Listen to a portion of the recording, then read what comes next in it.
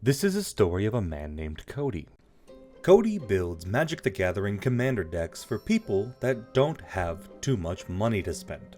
Although it's not very good work, it is enough. But recently, he built a deck that's very gross and very cheap. He's currently waiting for his friends to join him for game night.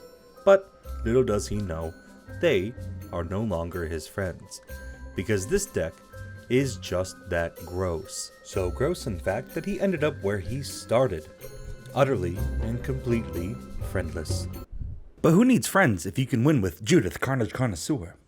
Judith, Carnage Connoisseur is a 3-black-red legendary creature human shaman that's a 3/4, and whenever you cast an instant or sorcery spell, choose one. That spell gains Death Touch and Lifelink, or create a 2/2 red imp creature token with, when this creature dies, it deals 2 damage to each opponent. So let's talk about the first few abilities. Obviously, the first one's the one that most people will build around, the one that gives your instants and sorcery Death Touch and Lifelink. So we're going to use things like Tectonic Hazard to take care of our creatures that our opponents control. Tectonic Hazard is a 1-red sorcery that says Tectonic Hazard deals 1 damage to each opponent and each creature they control.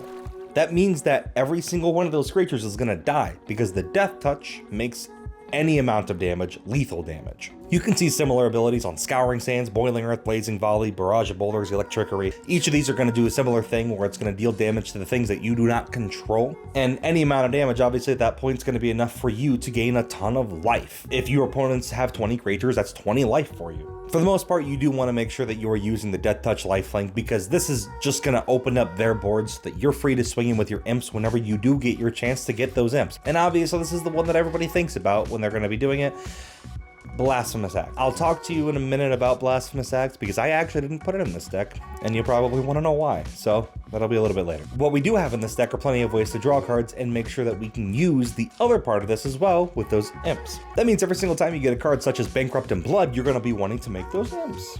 Bankrupt and Blood is a 1 and a black sorcery that says as an additional cost to cast the spell, sacrifice 2 creatures, draw 3 cards. Now it's an additional cost to cast. That means you have to have those 2 creatures before you cast it, which they're probably going to be imps. There are 47 instant sorceries in this deck, and there are 52 non-commander other permanents. So what that means, get this, you pay 2, you sacrifice 2 creatures, create a creature, you deal 4 damage to each of your opponents and draw 3 cards for 2 mana. That's the other power that people usually do not see within Judith. And if you did see it, good for you. You can have a cookie now. That's why we run other things like Corrupted Conviction, Costly Plunder, Reckoner's Bargain, Rowan's Grim Search, or even just Village Rites. For very low cost, you can sacrifice a creature, which for a lot of these is just 1 creature. So you sacrifice and pay the cost to create another one of those creatures, dealing the 2 damage to each opponent and drawing usually just 2 cards. Really good value for what you're going to be doing in this deck. Or you can ask permission to draw cards with things like Browbeat. Browbeat is a sorcery for 2 and a red that says any player may have Browbeat deal 5 damage to them. If no one does, target player draws 3 cards. Browbeat is one of the cards that I really like in this, because you can give it that Death Touch and Lifelink, which means that if they take it, they'll take the 5 life, and then they'll give you the 5 life, or they can just let you have 3 cards. You can still just make the imp regardless and just say, hey, either you take 5 or I'm getting 3 cards. But even if they don't, it's just funny anyway.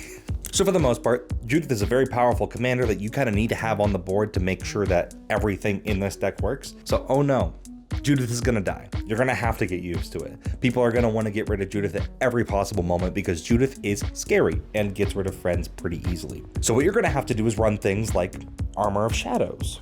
Armor of Shadows is an instant for 1 black that says until end of turn, target creature gets +1/+0 and gains Indestructible. Armor of Shadows giving Indestructible is essentially what we're going to be doing. And if they have Exile, unfortunately, there's not much we can do. I do run a Swiftfoot Boots in here because we still want that kind of protection. Stray away from Shroud, because you still want to give Indestructible to your commander if you possibly can. So Shroud will make it so that you can't target it. So Greaves might not be okay. But just because we are killing our friends and slowly and surely losing them at the same time doesn't mean we need them. Okay, maybe we do, but we can make our own friends anyway with things like Gutter Snipe. Gutter Snipe. For 2 and a red, you get a 2/2 creature Goblin Shaman that says whenever you cast an instant or sorcery spell, Gutter Snipe deals 2 damage to each opponent.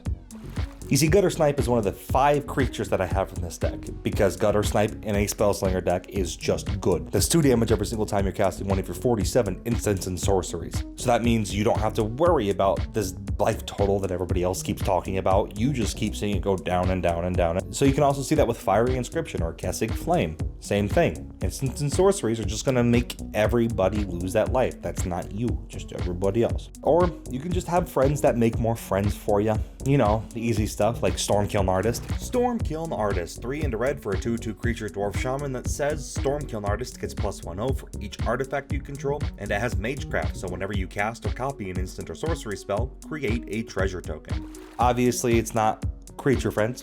Artifacts are friends too, but rather than spending 1.5 times the entire deck's cost on a Jet Medallion or a Ruby Medallion, you can just have a Stormkiln Artist that every single time you cast an instant and sorcery, you're just going to be getting another treasure, which can help pay for the cost of the next one, reducing it, yada yada yada, or just building it up so you have your mana ramp. Honestly, Stormkiln can go in any deck that does instants and sorceries. And now, the fun stuff. The stuff that I really wanted to talk about, but I couldn't because it didn't fit in any real category, or I just really wanted to talk about it outside of a category that it absolutely could fit in. But first, you get the pose. I'm big, I am not flexible. Just to let you guys know, first off, I do not have any friends, so I'd really like it if you hit that big red friend button and subscribed. Also, caress that like button gently for me. And if you really want to, if you're going to be at MagicCon Chicago in February 23rd, 4th, and 5th of 2024, I will be there too. So if you're seeing it and you're there, I'm there too. You can easily see me in a game or come up and say hi. I might even have a present for you. Oh. And even though I spent a lot of time to make this look cool for you, I think I'll get you back to the fun stuff. Alexa, turn all lights to soft white. Okay. Oh. Miss me? Now the fun stuff. Stuff like Star of Extinction. Star of Extinction, for 5 red you get a sorcery that says destroy target land. Star of Extinction deals 20 damage to each creature and each planeswalker. So I know I said I didn't include Blasphemous Act, but you might be asking yourself, why Star of Extinction? Every single creature and planeswalker getting hit for 20 and destroying a land of your choice? It's pretty good. It costs 7, but it's pretty good. Gonna throw this out there, gonna be real honest with you. It is in here instead of Blasphemous Act. And there's 2 reasons. First reason being, it's cheaper than Blasphemous Act, obviously. It's a lot of damage, but it's also a lot of mana to cast it. And the second reason being, everybody when they saw Judith saw Blasphemous Act along with it. A lot of the times Blasphemous Act is casted for 1 mana. Give a Death Touch lifelink and now you're completely untouchable. I wanted to save that for a specific special example like Star of Extinction. Think about it this way. If you have too many of these types of effects in there, or even if you put more of the deal 1 damage to each creature types of effects in there, but I think there's only like 6 of those cards in this deck. The only problem is that if you're doing this constantly and over and over and over again, people aren't going to want to play, and then eventually they're going to get really mad that you are on the other side of the table, even without Judith. So what I recommend is that you keep a really good lid on the board wipes and keep your potential with the imps, because the imps are going to be the ones that create most of the damage to each and every opponent, and you can get your sacrifice off of each of these imps. So if you really want Blasphemous Act, put it in. If you want it instead of Star of Extinction, just go for it. Keep in mind that arch enemies can still die because command damage is still a thing, even at 10 trillion life. But even with 10 trillion life, you still need to end the game, so that's where Mystic's Mastery comes in play. For 3 into red, you get a sorcery that says exile target card that's an instant or sorcery from your graveyard. For each card exiled this way, copy it, and you may cast the copy without paying its mana cost, exile Mystic's Mastery. It also has Overload for 5 red. You may cast this spell for its overload cost. If you do, change target and its text to each, meaning that is every instant and sorcery in your graveyard being cast without paying its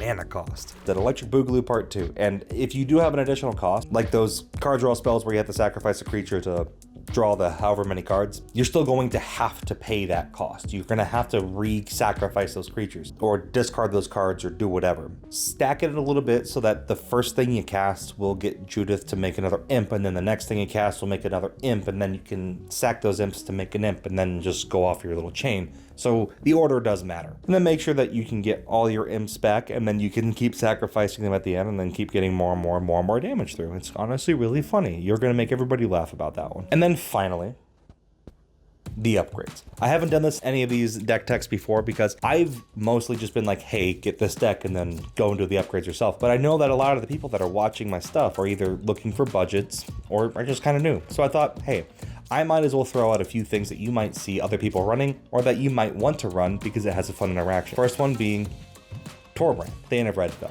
Torbrand, Thane of Redfell is 1 red for a 2/4 legendary creature dwarf noble. It says if a red source you control would deal damage to an opponent or a permanent an opponent controls, it deals that much damage +2 instead. Every single instant and sorcery that's red will now deal additional damage. Your lightning bolt deals 5. If it deals 4 damage to each opponent, it's dealing 6 damage to each opponent. Your imps are a red source, meaning that they will now deal 2 additional damage, doubling it to 4. So every time one of them dies, they are dealing 4 damage to each opponent. That's going to be an amazing include, and obviously a great choice for this deck regardless. Or you could even run Whip of Erebos. Whip of Erebos is a 2/black legendary enchantment artifact that says creatures you control have lifelink. It also has 2 black, tap it, return target creature card from your graveyard to the battlefield, it gains haste, exile it at the beginning of the next end step, and if it would leave the battlefield, exile it instead of putting it anywhere else. Activate this ability only anytime you could cast a sorcery.